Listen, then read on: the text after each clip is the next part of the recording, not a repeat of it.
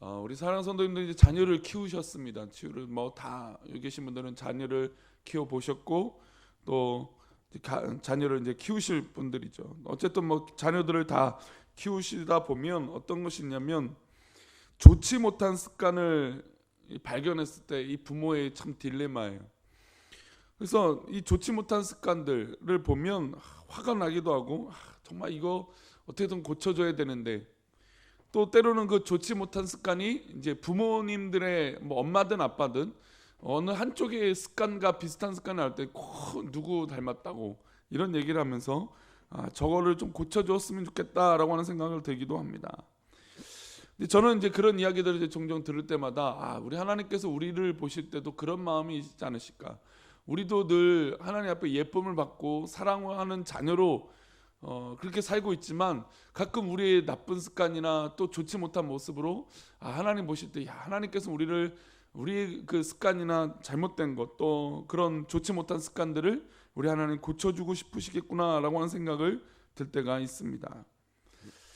오늘 우리가 읽은 본문에 나오는 이 여호람의 신앙은 회색지대 같은, 그러니까 이것도 아니고 저것도 아니고 어중간한 모습을 갖고 있고 또 그런 나쁜 습관을 고치지 못하는 사람이었습니다.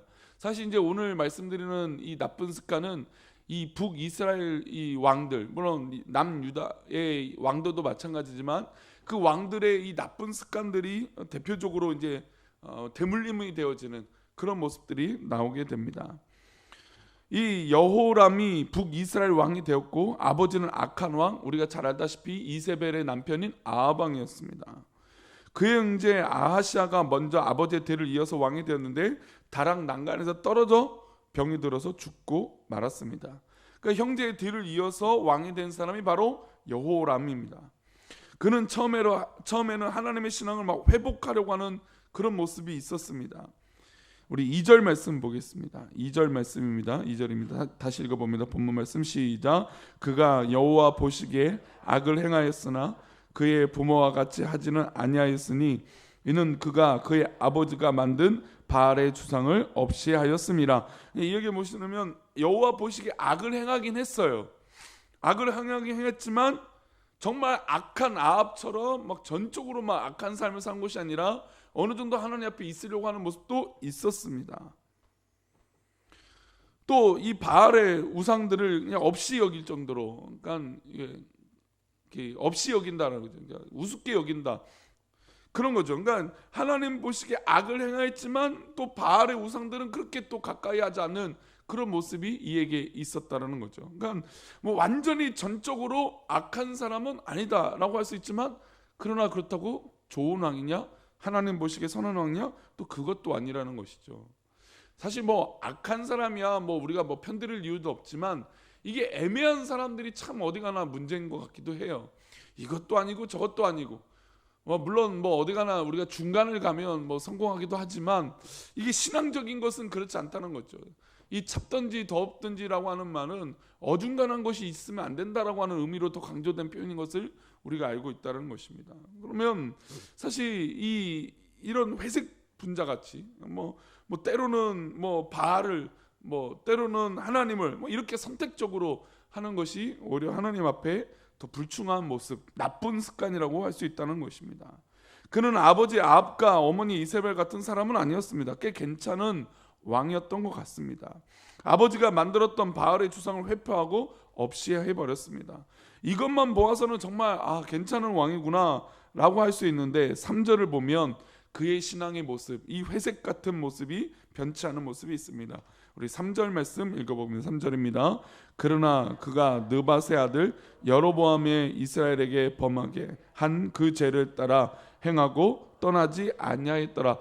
바알을 없이 하고 이런 모습들이 있었지만 그러나 결국 그는 여로보암의 죄에서 떠나지 아니했다는 것입니다. 이게 이제 나쁜 습관이죠. 우리 이제 여로보암 때 이야기를 하면서 이 결국 여로보암의 죄들이 계속 이스라엘 민족의 볼모가 되고 어려움이 된다라고 말씀을 드렸습니다.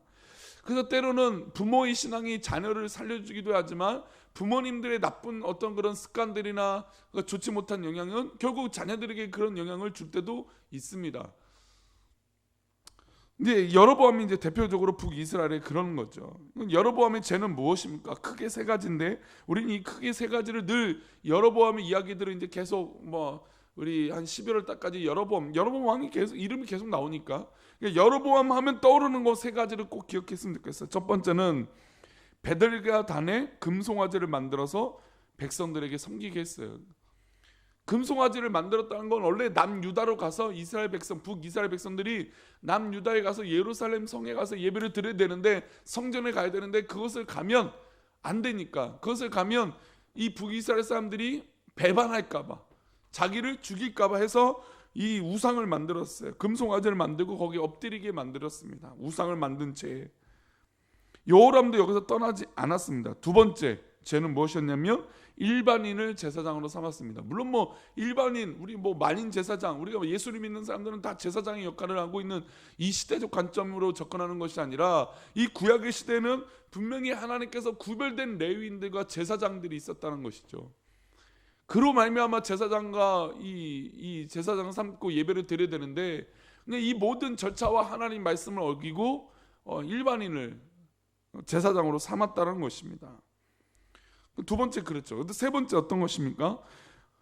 남유다의 절기, 즉 이 뭐 유월절이든 맥추절이든 초막절이든 뭐 이런 절기들을 비슷하게 했지만 조금씩 바꿔버렸어요. 그러니까 이게 비슷하게 하지만 바꾸는 것, 이게 또 이게 엄청난 하나님 앞에 잘못된 모습이라는 것이죠.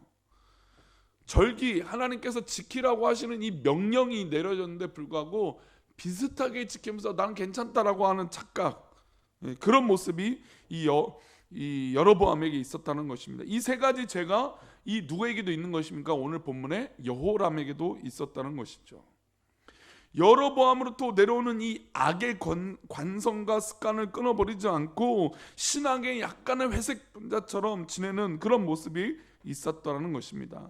오늘 우리가 믿음 생활을 한다고 하면서 남들에게는 보이는 모습은 마치 잘하는 것처럼 보이지만 내 내면에는 바알의 주상을 뭐 완전히 깨뜨리지 못하고 적당하게, 이것도 아니고 적당하게, 또 때로는 칭찬받기 위해서, 인정받기 위해서 신앙생활을 한다, 이런 영적인 뿌리가 있어서는 안 되는 것입니다. 하나님은 처음부터 끝까지 온전한 마음을 받으시기 원하시는 분인 줄 믿습니다. 사람은 속일 수 있어도 하나님은 속일 수 없는 것입니다. 우리 하나님은 마음부터 행위까지, 속사람부터 겉사람까지 다 그 행위를 온전히 받으시기 원하시는 분이에요. 그래서 지난 주일에 사람의 요소는 네 가지가 있다고 그랬어요. 육체적인 요소가 있고, 정신적인 요소가 있고, 정서적인 이 마음적인 요소가 있고, 또 영혼적인 이 요소가 있다고 했어요. 하나님께서 받으시려고 하는 이 모든 변화의 관점과 받으시는 모습은 이 모든 네 가지를 다 변화되고 또 바꾸시길 원하시고 또 그런 성숙한 모습을 하나님 원하신다는 것이죠. 왜냐하면 우리 주님은 싸매어 주시고 고쳐주시는 분이시기 때문이에요. 내 질병, 내 육체적인 병도 고쳐주시지만 모든 것도 다 바꿔주시고 고쳐주시는 분이에요. 물론 우리의 인간의 연약함이 또 넘어지고 또 실수할 수도 있어요. 그러나 그 연약하고 실수하는 가정, 이 관점이 아니라 하나님께서 싫어하시는 그 죄를 끊지 못하고 있다는 것, 그것을 또 합리화하고 있다는 것, 또 신앙적인 합리화에 빠져 있다는 것, 그것이 하나님 앞에 굉장히 조심스럽다는 것입니다. 우리 아침 기도에 오셔서 하나님 앞에 기도하는 우리 사랑하는 성도님들은 철저하게 우리 중심이 하나님 앞에 붙들림 받기를 축복합니다. 그렇게 해도 넘어지는 게 우리 인간이에요. 그렇게 해도 실수하는 게 우리잖아요. 그러니 더욱더 우리 안에 죄악의 뿌리, 잘못된 습관들을 끊어버릴 수 있도록 하나님 앞에 매달려 기도하는 우리들의 모습들이 있기를 축복합니다. 우리가 살아가는 여정에는 여러 선택의 길이 있죠. 어디로 가야 할지, 어떤 선택을 해야 될지, 우리는 선택의 길 앞에서 무엇을 해야 될까요? 우리의 어떤 그런 뭐 능력 뭐 이런 것들로 판단하고 잘 살 수도 있지만 우리는 철저하게 하나님 앞에 물어야 돼요. 하나님, 이 우상을 어떻게 버려야 됩니까? 아니 분명히 바알을 없이 여겼잖아요. 그러면 거기에 나아가 더욱더 하나님 앞에 기도해야 되는 사람이 바로 여호람이 되었어야 돼요. 그러나 그는 그런 과정이 없었습니다. 하나님 앞에서 묻고 하나님 앞에 지혜를 구하고 올바른 길을 걸어갈 수 있도록 구해야 됩니다. 솔로몬이 하나님 앞에 사랑받고 하나님 앞에 인정받을 때는 하나님의 음성을 들었던 사람이에요. 그러나 그가 길을 닫고 믿음을 닫고 마음을 닫으니까 그가 유혹에 빠졌을 때 어떻게든 하나님 앞에 말씀을 듣고 나왔어야 되는데 그것을 회복하지 못했다라는 것입니다. 오늘 여호람의 불신앙에 통해서 이 모습을 통해서 우리의 모습을 돌아볼 때 여호람처럼 그런 적당하게 살아가는 것이 아니라 그런 나쁜 신앙의 습관이 있는 것이 아니라 하나님 앞에 그 나쁜 습관들, 좋지 못한 습관들, 또 바르지 못한 신앙의 습관들이 다 깨어져 버리시기를 축복합니다. 우리 꿈꾸는 교회가 얼마나 지금 은혜 가운데 있어요. 그러면 한 단계 성장한다라고 본다면 우리가 적어도 이 성장의 과정 가운데, 이 기도하는 과정 가운데 우리의 하나님 앞에 부끄러운 모습, 또 성숙하지 못한 모습 하나 정도는 깨트려 버려야 되지 않겠습니까? 저는 오늘 아침에 그런 기도를 우리가 모두 했으면 좋겠어요. 하나님, 내가 하나님 앞에 더 가까이 나가는 것이 무엇이 되었으면 좋겠습니까? 그러니까 물론 또 부정을 깨뜨리는 것도 기도의 제목일 수 있지만 때로는 오늘 아침 기도에 긍정을 더 발전시키시는 기도를 하셔도 좋아요. 하나님, 내가 이걸 잘하는 부분인데 더 잘하고 싶습니다. 또 아니면 반대로 하나님, 내가 이거 좀 잘 못하고 있는데 이거 완전히 끊어버리고 싶습니다. 이 은혜의 때에 그런 성숙한 변화가 우리 사랑 성도님 가운데 있기를 축복합니다. 오늘 맥체인 성경 읽기표 우리 데살로니가 후서 3장의 말씀을 보겠습니다.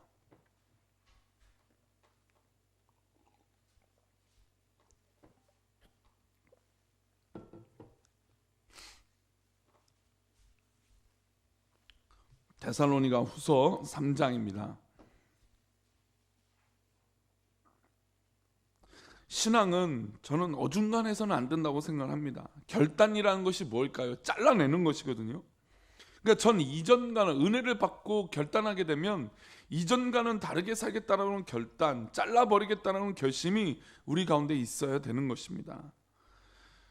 그런데 결단하고 사는데 적당하게 서론에 우리가 말씀드린 회색 분자, 이것도 아니고 저것도 아닌 하나님 앞에 제약은 오른쪽에 왼쪽에 발을 담그고 있고 하나님의 은혜는 오른쪽에 담겨 있고 이래서는 안 된다는 것이죠. 우리 13절 말씀, 이런 모습을 어떻게 하면 좀 이겨나갈 수 있을까? 우리 13절 말씀 먼저 보겠습니다. 데살로니가 후서 3장 13절입니다. 형제들아, 너희는 선을 행하다가 낙심하지 말라. 우리가 믿음으로 살다 보면 낙심할 일이 있어요. 왜냐하면 믿음으로 사는데 저 악은 변치 않거든요. 저 악은 우리를 더 넘어뜨리려고 하고 있거든요. 저 악은 우리에게 여러 가지 조롱과 우리에게 많은 것들로 우리를 시험하려고 합니다. 그러면 우리가 그 선을 행할 때 낙심하고 포기해야 될까요?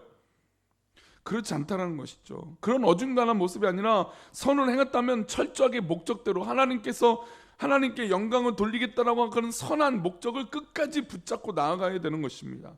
그래서 우리는 낙심하지 말아야 되는 것이죠. 자, 그럼 어떤 실제적인 삶을 살까요? 우리 14절과 15절입니다. 두 절의 말씀이 있습니다. 시작. 누가 이 편지에 한 우리 말을 순종하지 아니하거든 그 사람을 지목하여 사귀지 말고 그로 하여금 부끄럽게 하라. 그러나 원수와 같이 생각하지 말고 형제같이 권면하라. 그러니까 우리 안에 물론 이것은 실제적인 대상이 있죠. 왜냐하면 이 데살로니가 교회 가운데 흔들고 넘어뜨리고 또 말세, 또 이 적그리스도와 같은 존재, 또 그런 존재가 우리를 흔들고 또 순종하지 않도록 하는데 그 사람들과 어떻게 되는가? 사귀지 말라는 것이죠. 부끄럽게 만들라고 말하고 있습니다. 그런데 우리의 원칙이 있어요. 원수와 같이 똑같은 방법이 아니라 형제같이 권면하라는 것입니다. 물론 이 얘기는 이 믿음의 터 안에 있는 약간의 이 여호람처럼 이것도 아니고 저것도 아닌 사람들에게 하는 말씀이긴 해요. 왜냐하면 우리 형제 안에 있는 사람들이니까. 외부의 사단의 세력, 어떤 그런 세상의 존재들에게 하는 말씀은 아니에요. 그럼에도 불구하고 우리가 어려움 있고 또 힘든 사람 있을 때 좀 부끄럽게 하는 것이 사실은 이제 한국 교회가 참 어려운 게 이제 치리적인 면이에요. 치리적인 면. 이게 예전에도 제가 말씀드렸지만 치리적인 면, 그러니까 치리를 해야 되는데 목사도 치리를 받고 우리 성도들도 다 치리를 받아야 되는데 좋은 것만 늘 받으려고 하니까 이게 좀 뭔가 잘 안 맞을 때가 있어요. 물론 칭찬받는 게 8이고 9면 7이는 사실 하나도 안 되겠죠. 근데 한국교회는 1도 되지 않으니까 목회자가 이 7위에 대한 두려움이 없어요.